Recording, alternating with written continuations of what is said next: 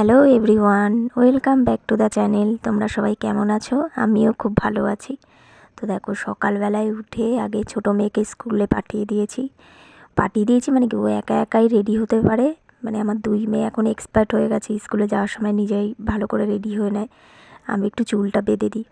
তো ও চলে গেছে, ওর বাপি দিতে গেছে স্কুলে। সেই ভাগে আমি উঠে এই বিছানাগুলো গুছিয়ে নিচ্ছি।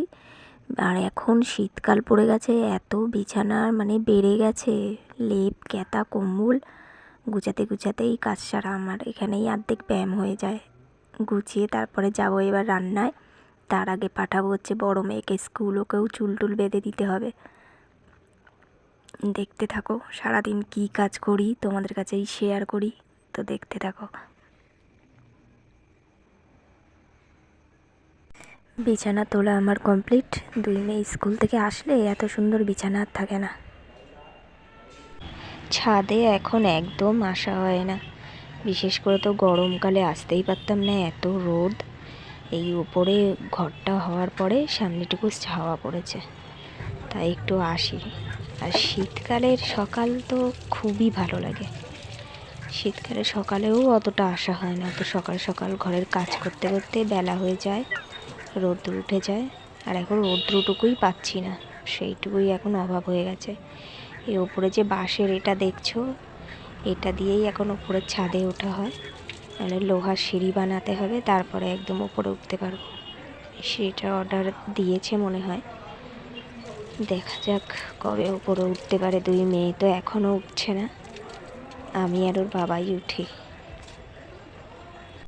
এবার যাবে বড়টা স্কুলে, তো দেখো চুল বেঁধে দিচ্ছি। আর চুল বাঁধতে বাঁধতেই একটা কথা মনে পড়ে যায় আমার, প্রায় দিনই মনে পড়ে। আমার ঠাকুমা আমাদের ছোটোবেলায় চুল বেঁধে দিত। আমার মা কাজ করতে করতে, রান্না করতে করতে তাড়াহুড়ো করে এসে যে কোনো রকম চুলটা বেঁধে দিত।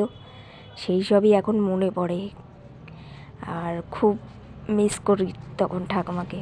আর আমার বড় মেয়েটার একটা কথা, সকালবেলায় একদম ভাত খেতে চায় না।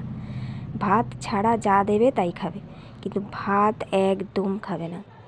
সেই নিয়েই টেনশানে থাকি যে এতক্ষণ স্কুলে থাকবে।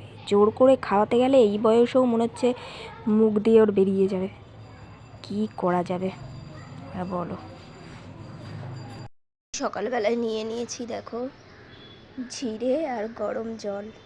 এটা আমি খালি পেটে খাই, আর প্রচণ্ড গ্যাসের সমস্যা, ওর জন্য আর কি একটু খেতে হয়। খেয়ে হেবি রিলিফ পাই আমি এটা খেয়ে। তো এটা খেয়ে নিই, তারপরে মেয়ে আসবে স্কুল থেকে, তারপর ওকে ভাত দেবো, তারপরে আমি খাবো। রোজ সকালে এটা খেতে খেতেই চিন্তা করি কি রান্না করব, আইডিয়া করতে আরম্ভ করে দিই কী রান্না করা যায়। এই কয়দিন অনেক মাছ মাংস খাওয়া হয়েছে, তাই প্ল্যান করছিলাম আজকে একটু মসুর ডাল করব পাতলা করে, দেখা যাক। দুপুরে লাঞ্চের জন্য দেখো করেছি ভাত, উচ্ছে ভাজা, আর বলেছিলাম মসুর ডাল পাতলা করে, ওইটা করেছি। আর কালকের ছিল লোটে মাছের ঝোল, আর করেছি পাঁপড় ভাজা, আর সকালে আলু সেদ্ধ ভাত হয়েছিল।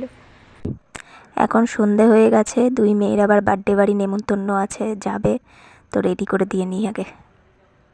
বার্থডের গিফট কেনার জন্য চলে যাচ্ছি আমি এখন একটু বাজারে। তো আমার ব্লগ যদি ভালো লেগে থাকে অবশ্যই লাইক করো। টাটা।